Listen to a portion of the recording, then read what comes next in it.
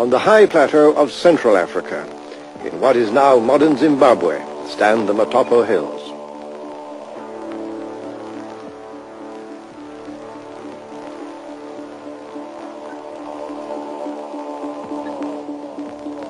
Large numbers of leopards inhabit these rock formations, which in their strange mystery and shape seem to take us back to the carvings of ancient African history.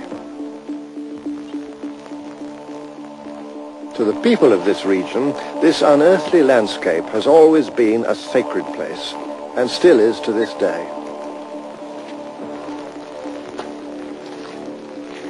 Tucked away in these Matopo hills, there are messages from the very dawn of history.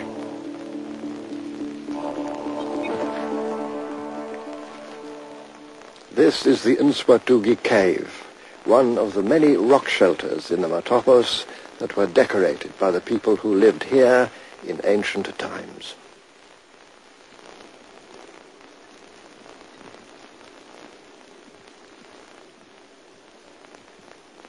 These truly marvelous rock paintings were inspired by motives that we don't know. Probably there was a variety of motives, as with all great art. Those distant peoples who faced the wild wilderness of primeval Africa must surely have felt the need for psychological and spiritual reassurance, as well as for magic to safeguard their cattle. And their artists of long ago clearly loved to portray the animals they knew. The land was ideally suited by its climate for man and beast to prosper. And even today, perhaps 3,000 or 4,000 years later, it's easy to recognize duiker, kudu, antelope, and giraffe.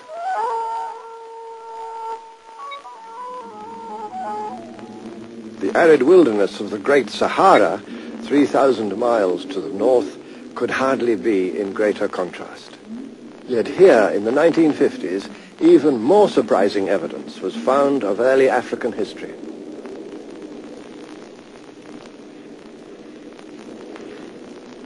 Today the place belongs to the creatures of the desert, lizards, scorpions, and snakes that can survive the searing temperatures of this thirsty land, one of the driest and most desolate regions on Earth.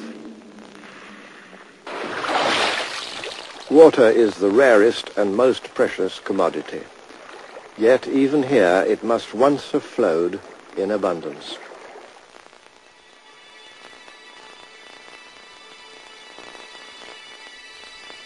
The revelation of these rock paintings in the Tassili Mountains of the Algerian Sahara just 30 years ago astonished the world.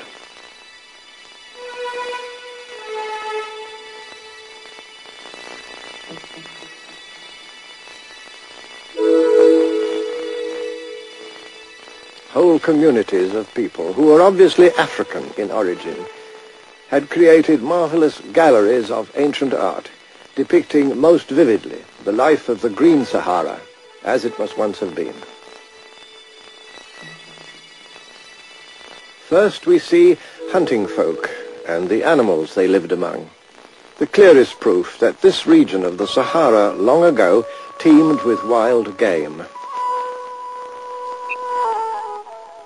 The earliest paintings may be 7,000 or 8,000 years old. But not all the people who inhabited this huge region were nomadic hunters. This horse, complete with saddle and bridle, points to the development of transport systems and traders.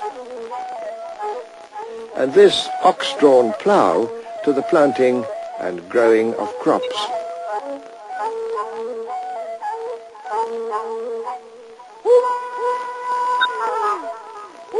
Whether for war or sport, elaborate chariots came into use, while the clothing of these people bears a striking resemblance to the tunics of ancient Egypt.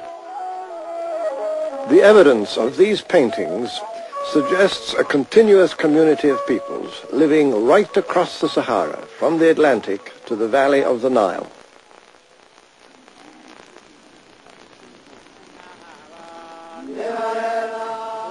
Then, some 4,500 years ago, the climate began to undergo a disastrous change.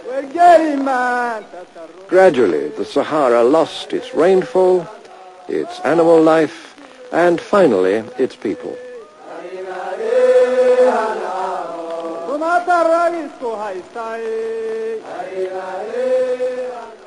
Abandoning their increasingly arid pastures, more and more people from the Sahara had to join their forerunners and follow the trails in search of a secure supply of water. Some headed for the tropical rainforests which lay to the south and west. Others moved east towards the valley of the River Nile.